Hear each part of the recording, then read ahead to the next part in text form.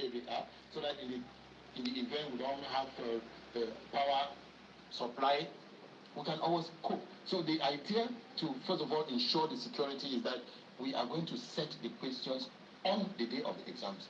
As the candidates are seated, the jury, they sit, they set the questions, they run them, and they give them to the hall. And as to how the questions are preserved, or the mark sheets are preserved thereafter, of course, once they are coded.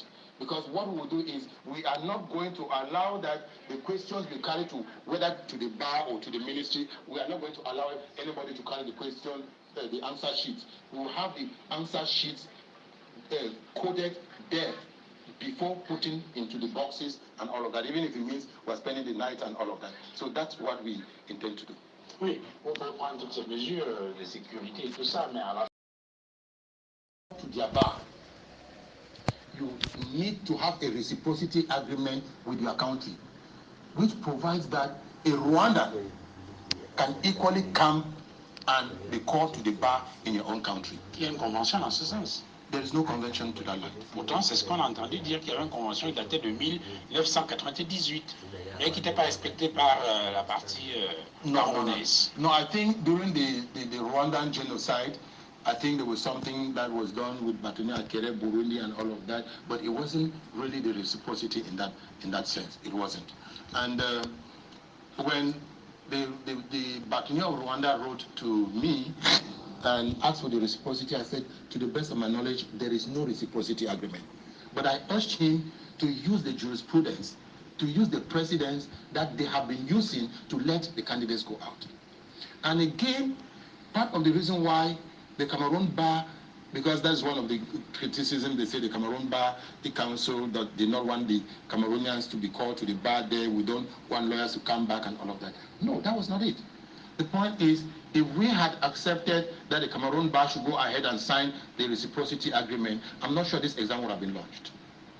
It would have given a kind of a superhighway for Cameroonians to go out and be trained.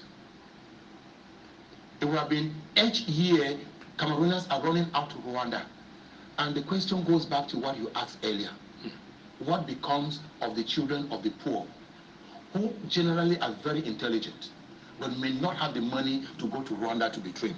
Granted, the bar is legal practice is elitist, but it won't go to that level.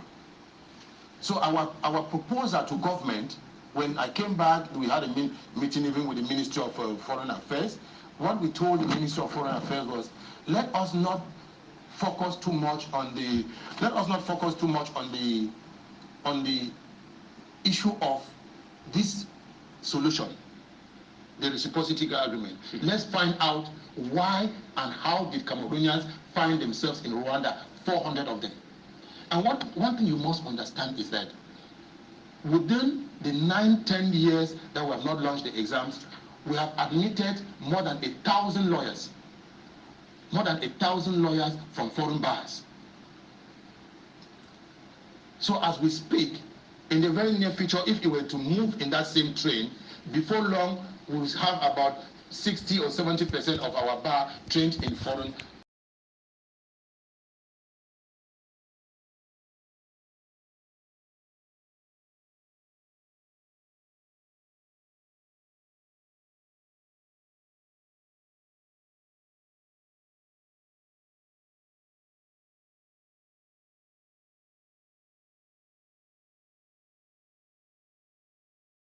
Country.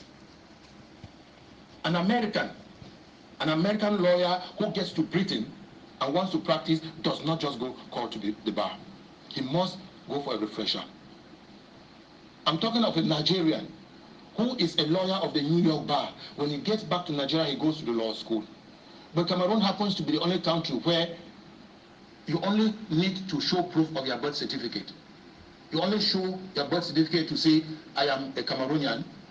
And nobody bothers whether you read law in Tokyo, whether you read law in Russia, or you read law in China. And one thing we must equally understand is procedural laws are territorial. There's no way you can go to Nigeria, no matter how intelligent you are. You do the criminal procedure in Nigeria, you do the civil procedure in Nigeria, you come and practice in Cameroon without acquainting yourself with the procedural laws of that particular country. And that accounts for part of our problems in practice. Are those some of the things that you included in the law that you're pushing through to Parliament? Yes, Mr. Jonathan.